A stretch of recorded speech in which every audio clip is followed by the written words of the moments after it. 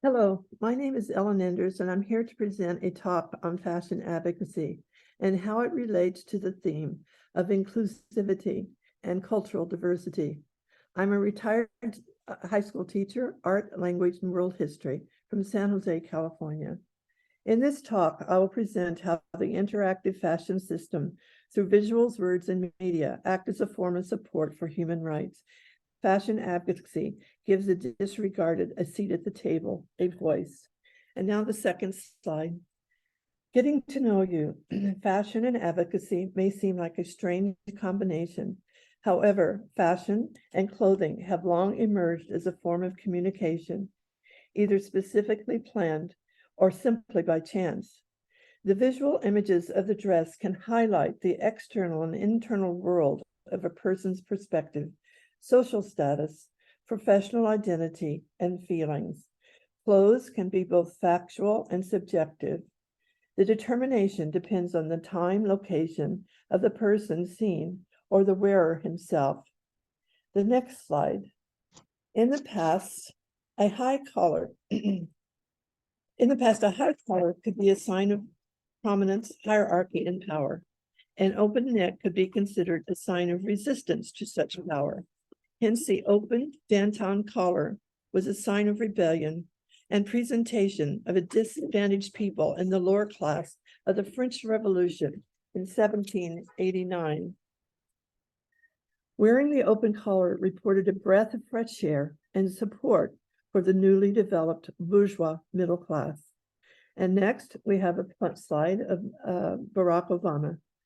Dressed in the times of hope and stress, many writers talk about fashion as a mirror of society, as well as a paradigm that contains ideas for the role people play when wearing clothes.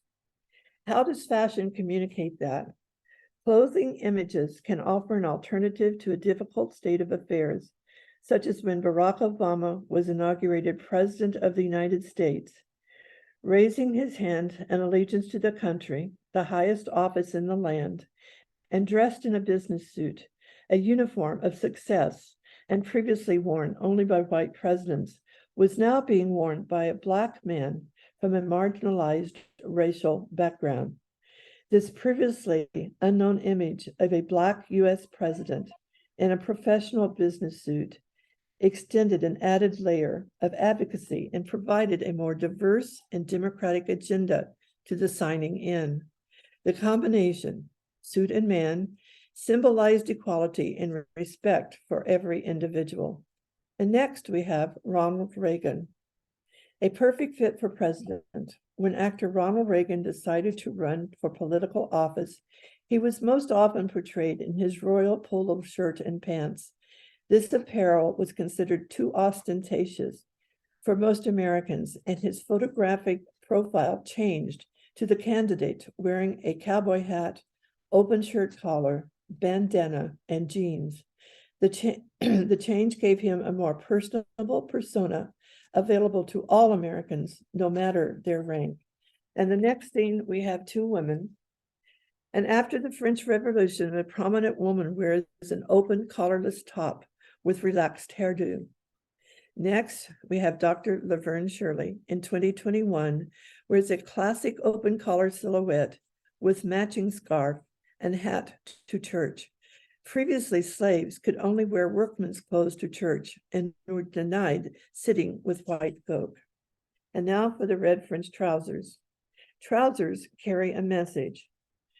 French soldiers in 1912 supported red pants, a sign of respect and bravery as part of the national military uniform, as they had worn in 1830. Warfare had changed, and close confrontation with weaponry persuaded many countries to experiment with camouflage combat dress. Barbara Tuchman, author of The Guns of August, states, "To clothe the French soldier in some muddy and glorious color would be to realize that all that is colorful, all that gives the soldier his vivid aspect, is to go contrary both to the French taste and military function." It took hundreds and thousands of dead French soldiers, their bright red pants making them easy targets for machine guns, to alter the national consciousness. Support for the national red moves forward with Farid Sharon, author of A History of Men's Fashion, writes, in 1972, from Paris to London comes New Man clothing and becomes synonymous with unisex corduroy jeans, both in France and abroad. Never did we sell as many red corduroy pants as during student demonstrations in May 1968, when the Latin Quarter was all afire. People were going to demos dressed in New Man red pants, corduroy red jeans speaks for a cause. And next we have the blue suede shoes. Lay Off My Blue Suede Shoes, by the song by Elvis Presley, became an all-time hit for the new rock and roll period. You can do anything but lay off my blue suede shoes. Lyrics written by Carl Perkins, who was raised as a sharecropper, but later found talent in writing music and lyrics. According to Perkins, wearing shoes in a muddy field did not rank high in society. The symbol of blue suede shoes represented a higher rank society, a society well off financially with more choice that could protect the delicateness of the shoe. For Perkins, he might have seen it as protection for the less fortunate. Next, we have Patrick Kelly in The Legacy of Love. He highlights segregation.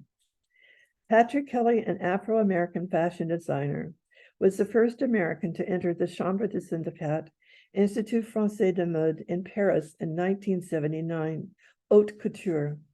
He designed dress that emphasized historical segregation practices in the United States with a sense of love and humor. He used racial images to state that he was mocking those who mocked him. Kelly found a creative and acceptable way to highlight human rights causes. And next, we go to color controversy with the Olympics in China in 2022. Advocacy and resilience, thought of as positive actions, can also exhibit questionable components. An example of this can be seen in the 2022 Winter Olympics in Beijing, China. The Olympics are known for each competing country to publicly display its identity through branding symbols taken from the country's flag. The flag for the Republic of China consists of a sliver moon and stars printed on a red background. One would think that their Olympic uniforms would be mostly red in color. However, China chose to emphasize a light blue color, representing ice for winter and diversity of the planet. A blue snowflake was used to house the portraits of the team members, who were dressed in light blue uniforms with a touch of red on the collar. Red jackets and white pants were evident in the opening parade, but the ice blue color was prominent. On the next slide, the blue snowflake.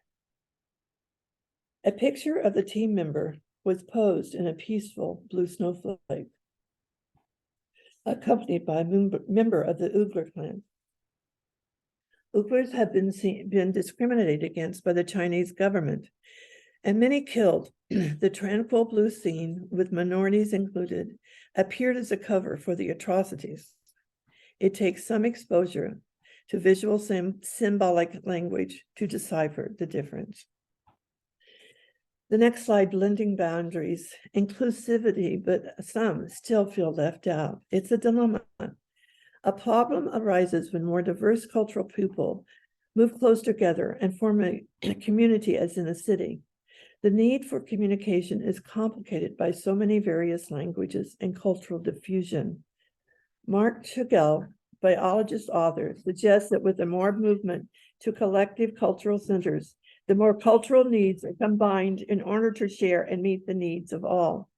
Fashion apparel has become a way to express suppressed needs, but still some groups are feeling left out. And the next slide. What to do when there is more than one ethnic and gender identity. Evan Duchamp is a Canadian multidisciplinary Métis artist with ancestral ties to the Cree tribe. In 2012, he launched his clothing label. Evan Duchamp examines dress through Indigenous perspectives, including gender, queerness, and environmental responsibility. The label applies to garments that affirm a modern representation of indigenous peoples and genders, all within fashion. In the photo, he wears an everyday open Western collar, tailored coat with an added crepe band, and was used to protect one from arrows and the weather. Finally, a toy for a cause and a solution for modernity. Lamely is a name attached to the word family by artist Nikolai Lamb, who designed a Barbie doll to incorporate many components of ethnic majorities and to be thought of as family. The female Barbie doll represents women and civil rights. The yellow coat is a sign of most all cultures and enlightenment and happiness. And if we can go to the next slide, please, with the yellow coat. Multicolored coat lining is representative of the LGBT movement.